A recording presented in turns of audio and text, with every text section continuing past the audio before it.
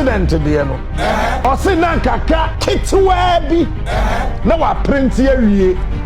And at this unfortunate incident at the moment. 80 papers now my printing na. Me and this one I can't say it on authority. Hello. But I will use say unconfirmed report say that they have printed over 12 million already. Not easy. For my printing over 12 million. It's a kaki to be say. No worry. And a bridge boy. About is easy. It's a daybreak. Also, Jameson, what you going in personal money? No. Me yes sure say be sumpo. I just got. And again, I force to think I see you did to work for my easy. So I'm fan printing. And only a bequa nasi beba. The law can be flexible in a way. It should not be bent to suit somebody, but it can be flexible so that it won't bring chaos. Say see your way, you choose no mess. Ebim dia yo slogan ye da 8 ye da sia ye da soro e de ben. Now, nipa ba ku film no. Once the numbers are supposed to change, that is after 10 days. If Obia ma say ye ba apply to replace what? Mami Akua Donkor. If Nevice no wa ma, it means 10 days it has to change. Now, a change here. What effect is it going to have on our political parties? Me and Mijina Hama Chada ya number 12. It means that Chada is going to move to number 11. I don't like number 11. I like my number 12. And this is also say 8 no because 8 no can because MPP wanted to break the 8. Near 8 instances to make break the 8 slogan. MPP there we are there one number. Number 3 so say hey, media onuka there will it affect him? African 13 to 12. Nanka. But you see, in as much as it's beautiful, are we saying say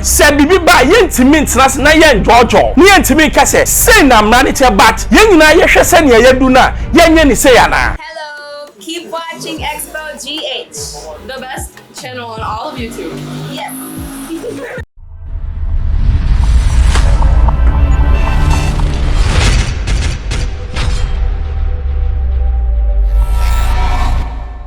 Hello, hi, Xposed GH, watch FM Bruce. Subscribe, share, no bin sunya bin share.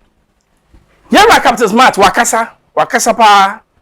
You see, the constitution, which is the law of Ghana, has been hit hard. Yes, in so many ways. Nasia enye no. Mami Akua Donkor wanyane baby ko. Na law no patch said 10 days no Electoral Commission Emma Freedom Movement Party or say Freedom Party no obama the chance to bring in another person. And yes adia so mo uniform. Now, we uniform it means say numbers no eba besesa. Esesa so first NDC for so amon pesa. Pato enkwete nia Captain Smart kan eba ya be cheche. Oh. Eno na me catch producers asem ya meka be ontwa nto ho. Ojai. Na ye lebu no.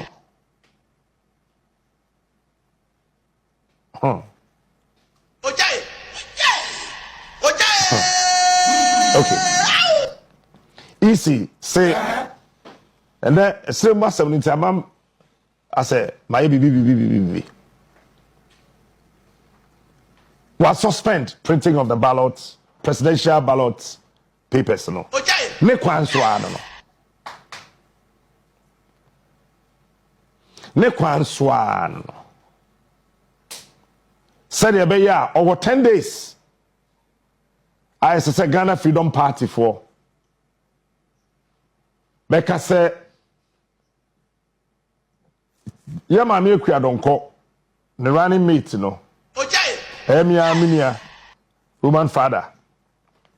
Beka say meko. And a part did the pafufro bekwa koma won. no. Ba me ebe me nika. Hello. Say for the first time in the history of this country. Hello. Yebenya a presenter. So ben wini o, so be lusu o. Hello. Ono symphony beba presidential ballot paper na so. no. They say you were presenters Eddie minister. Ebi Eddie DC. Kodo Pankruma ye minister. Eti Roman father mfoni so ballot paper na so a. Hello. Yes so media no ye betwe ye nsese abusa o. Ayeye kura. Yen so ye nipa ba ko. It's the easy statement. The Electoral Commission has today received information on the unfortunate passing of the presidential candidate of the Ghana Freedom Party, Madam Akua Donkor. May she rest in peace. While the 1992 Constitution and the Public Elections Regulation 2020 CI 127 are not clear on processes to follow in the event of the death of a presidential candidate, Article 54 of the 1992 Constitution provides as follows. Where at the close of nomination, but before the elections, one of the candidates dies, a further period of 10 days shall be allowed for nomination.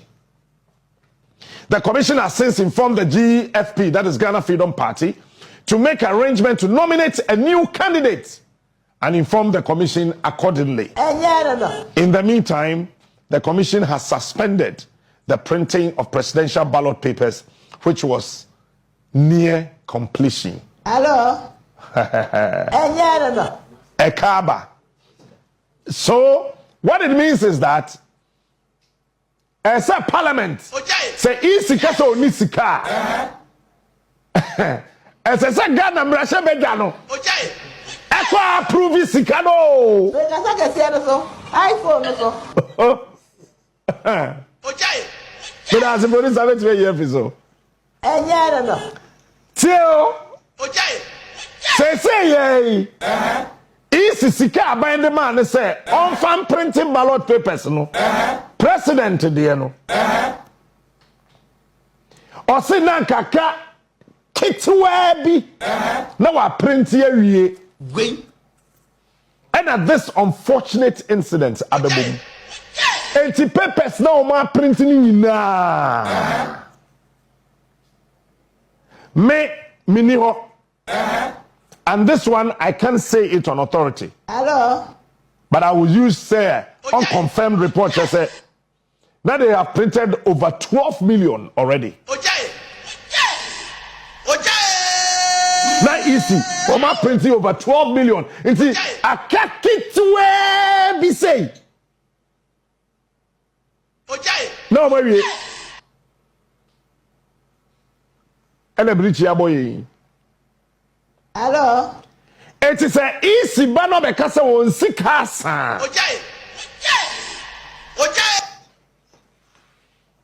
Na, yeah, quite funny.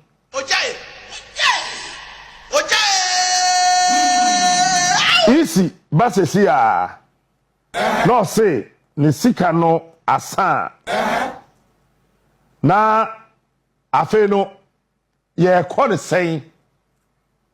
Na ya be wie sen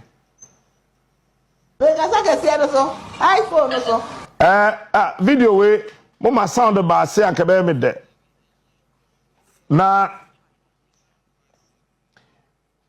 eti na say easy meje di say obehia sika foforo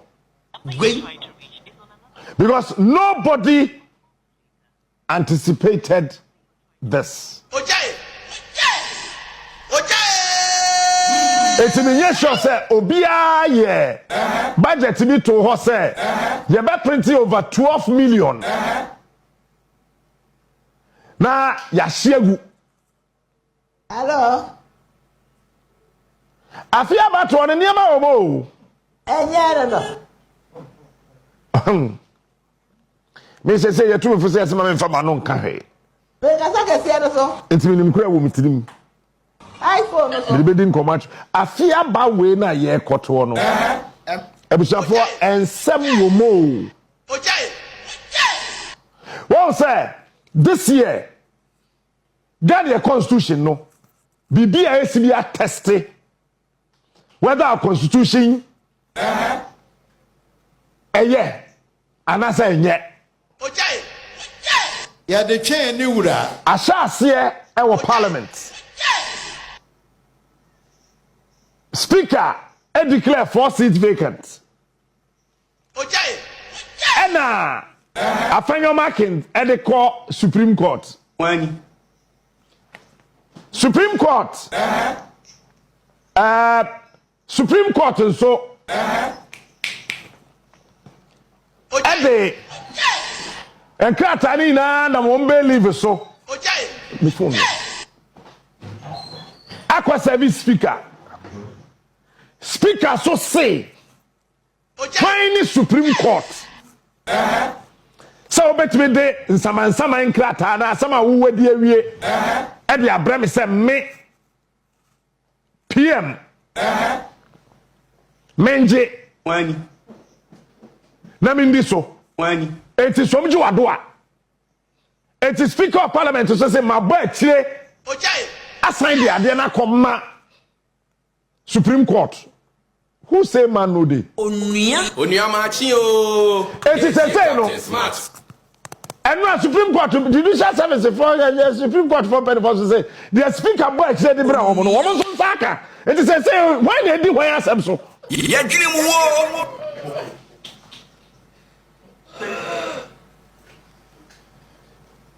Ha, bad be na ma yehu said the speaker.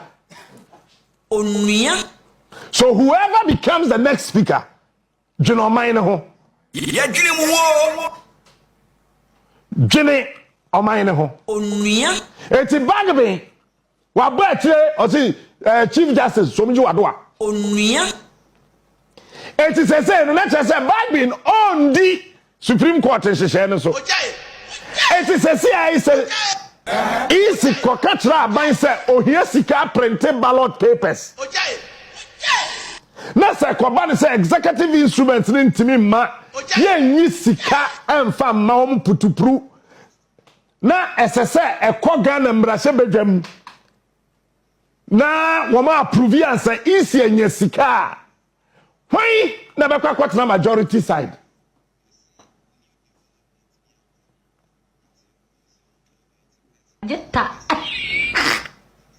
na why and I be na minority. Captain Smart. Sabani sa. So. Na Parliament engineer shia. So.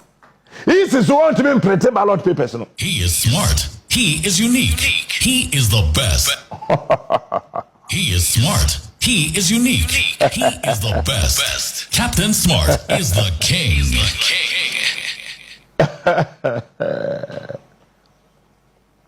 It's a daybreak. Also, Jemensa, you go in personal money.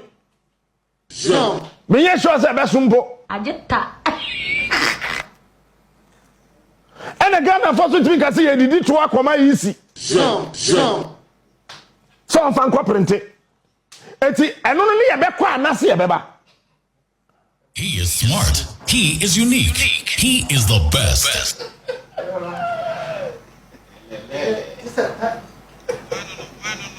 Captain Smart. We have just 38 days to elections. Now, easy at 10 days till easy at the 10 days. Every 38 dim 10 days no start fee enra 10 days no start fee enra no what 10 every 38 mo ebeka 28 days now say kwabase Ghana Freedom Party for say yen kobioma you can't push anybody from the bottom to top. Neither can you push anybody from the top to bottom. It's a easy sans super another date. We are quite balloting for fraud. Because Obia on that position biano on one e. Eti wo won't be in fact with 2 min kasa we piam free form. Ekosoro. Sa upio obi free form kwa. No matter the ka form ho ne be nnai. Upia ba o me free soro ho so ba form a 0 be ba soro ho.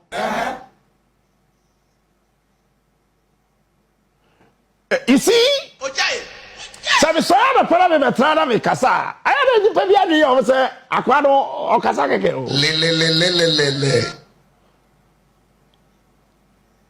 Daya wo da wo so no different from daya me da me so. Me wi asa me ba ye me so da se dantwie tata me. Ba wo waso sa daya ni bi. Me so da se obi ama maduane wo daya mu a me di tafrim. Gwen. Ade e che se aduane na me di wo daya mu no. Enna se me kodo a me request me asan no asan ma me no ma se di. Gwen. Ba wo obi ma waduane wo daya mu a na wusuro. Wo se be ma be yi. They are the fried rice ma be yi. Na be yi ba asase so fried rice ho.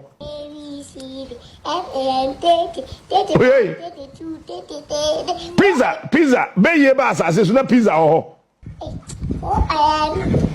So yeah, wo challenges kakra ewo yenim me wonim se ko ba se GFP fo anko biom hello ne be balloting fofra hello wan hwa basa be si be ka sa ke se so de no mbeko no obi a be fikiri nani a nani be obi a be bie nani ho be careful hello bebre beba be careful bebre be obi ya no trouble to be see Ojai. utitu tim ko say enko utirim Ojai. what did I mention say enti no eniema e wo ye nimu no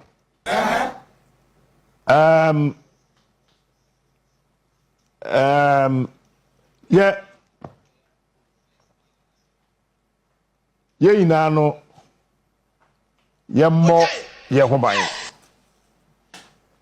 na fe no ye mo empire emo men enye amanyofo ye mo empire ma omen me bo empire ma me ni adaje me bo empire ma ni politician je o ma sesa o musuban Gwen. because you say ohene akoma da nyame nsem pa de a na say politicians obi na akoma gu nyankopon se man nyankopon so ne nsem akoma gu ho Fellow Ghanaians. hello ene nyankopon ne akoma wo de nsem pa o enye sa akoma we mu na gu nyame nsem boy enye no eti ye kwato kan ne wie ye no Mahamadu ba o mi ada soro ho Wani. Daniel Augustus Lati Eda 2 Akua Donkor number 3 nyame fa de kran say Christian Kwabena Andrews number 4 boom ena Kofia Palu number 5 ena fe eye Mohammed Frimpong number 6 Nana Akosia Frimpoma 7 John Dramani Mahama 8 Hassan Abdullahi Ayarga 9 Kofi Krantin Independent 10 George Chum Berema Independent 11 Nana Kwame Bediako Independent 11 and then obi bi sam say Cheda no say na ni di amaso na say Cheda na ne Nana Kwame Bediako no Someone e di bi o ha o de to ho so a o ukodi pani a esa o ye careful mo first year no say nipa bebre fi say Cheda we free race ni Gwen. ba Cheda no ono ane Nana Kwame Bediako no Wani. Cheda ma chere mama why ena o say ukoso a ono pe na nwi wo ntiri ho Gwen. ono na kan na mba o so kwa de ni nwi ye bebre no ena fe Alan John Kojo Chematin Eda number 13 Asehwa eti ye no You see, the law no ye ade ebo me ne nyina ho ban eye sebe ya namu aye tutu no eno ne ye hweso ba de bia me say edu prebia e say ehu say as much as we are all for the law no enye say ma law no echichiri en so much say e be damage the constitution or the democracy we are enjoying there be the law can be flexible in a way. It should not be bent to suit somebody, but it can be flexible so that it won't bring chaos. Say, see your way, you're too enormous. Ebim de ayom slogan, ye da 8, ye da sia, ye da suro, and then now, nipa baku film no. Once the numbers are supposed to change, that is after 10 days. If Obia ma say ye baba apply to replace what? Mami Akua Donkor. If Nevice no wa ma. it means that 10 days it has to change. Now, a change here, what effect is it going to have on our political parties? Me and Mijina here, Mijina Hama, Chad here, number 12. It means that China is going to move to number 11. I don't like number 11. I like my number 12. And this also say 8 no because 8 no can because MPP wanted to break the 8. Near 8 it say want to make break the 8 BM. Slogan. MPP there we are there one number. Number 3 no so say hey, me there onuka there will it affect him? African 13 to about 12. Nanka. But you see, in as much as it's beautiful, are we saying say bibi ba yentimi na yen jojo. Ni entimi ka say na mranite but yen nyina ye hwese ne yedu na yenye ni say ana for the sake of Ghana. Say yes be party politics na ya. This is very simple because edu ha no betimi ka so say na say ko but we dey yem ben ni yenye say. Sa ka me ho a eno metina tax bi na me kire obi adwen kaka me kire na adwen bi me ka kire de say oye NDC ni na ode ato NDC for we otie me ka kire say oye NDC ni I say I me NDC ni and I'm say good it's NDC policies ni na whether good or say I and I'm can say Bass Brandon was it good or not for ojina ho. Let's live for Ghana ni enjoy party politics no nana kwa me be dia ko or ka say I am a Ghanaian and I'm for Ghana. I'm not for NDC MPP. It's who I wash me. Say yen nyina for Ghana there. It's time. See Abeka say constitution ka say. By yen nyina beti am beli say. I high Xposed FM Ben Bruce. O subscribe ya subscribe mami. Be the two pet no nya bi ahwe manuesi.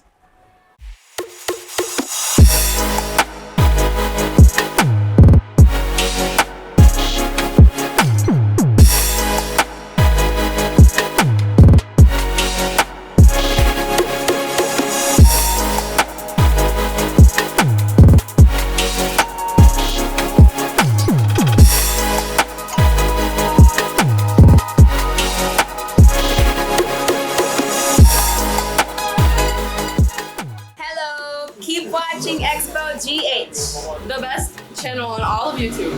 Yes.